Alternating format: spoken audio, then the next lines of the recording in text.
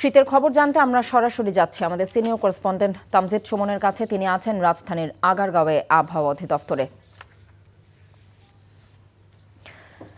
তামজিদ, আজ সর্বনিম্ন তাপমাত্রা কত? আবহাওয়া অফিস কি বলছে? কতদিন থাকতে পারে শীতের এরকম তীব্রতা?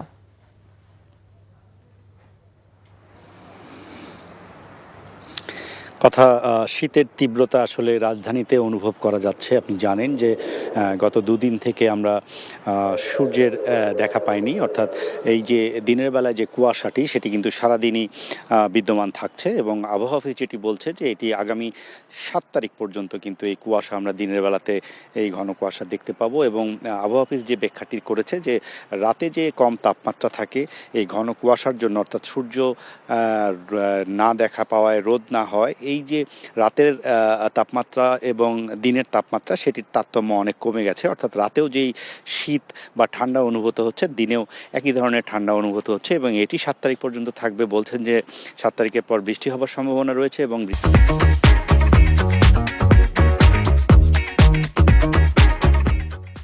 হলে কুয়াশাটি কেটে যাবে। তবে আবহাওয়া অফিস বলছে যে ঠান্ডা কিন্তু থাকবে, অর্থাৎ সামনের দিনগুলোতে আরও বেশি ঠান্ডা হবে, তাপমাত্রা আরও কমার সম্ভাবনা রয়েছে। তবে ওই সূর্য উঠলে দিনের বেলায় যে শীত অনুভূত হয় সেটি একটু কমে যাবে। তবে এই আবহাওয়া অফিসের রেকর্ড করা তাপমাত্রা আজকে কিন্তু এই মৌসুমে ঢাকায় সর্বনিম্ন তাপমাত্রা রেকর্ড হয়েছে। এটি হয়েছে 13.6 ডিগ্রি সেলসিয়াস। অর্থাৎ তারা বলছে যে এই মৌসুমে এটি সর্বনিম্ন এখন পর্যন্ত। গতকালকে যেটি ছিল 13.8 ডিগ্রি সেলসিয়াস, অর্থাৎ 0.02 ডিগ্রি সেলসিয়াস আজকে গতকালের চেয়ে কম। আর আপনি যদি সারা দেশের তাপমাত্রার কথা বলছে, যেটি উত্তরাঞ্চলে শীত একটা মৃদু শৈত্যপ্রবাহ চলছে, আবহাওয়া অফিস এটি জানিয়েছেন এবং সেটি কাটতে সময় লাগবে।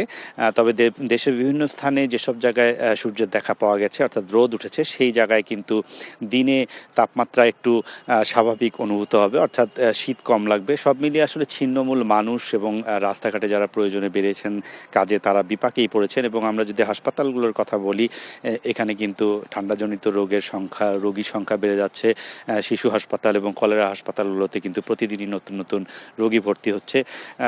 রাজধানীতে এরকম শীতের কারণে কিন্তু সাধারণ মানুষ একটু বিপাকেই পড়েছেন, কারণ অভ্যস্ত নন রাজধানীবাসী। এবং এই শীতটি সামনের দিনে আরও বেড়ে যাবে। তবে 7 তারিখের পরের দিনের কুয়াশা কেটে গেলে একটু স্বাভাবিক জীবনযাপন করতে সহজ হবে রাজধানীবাসীর। কথা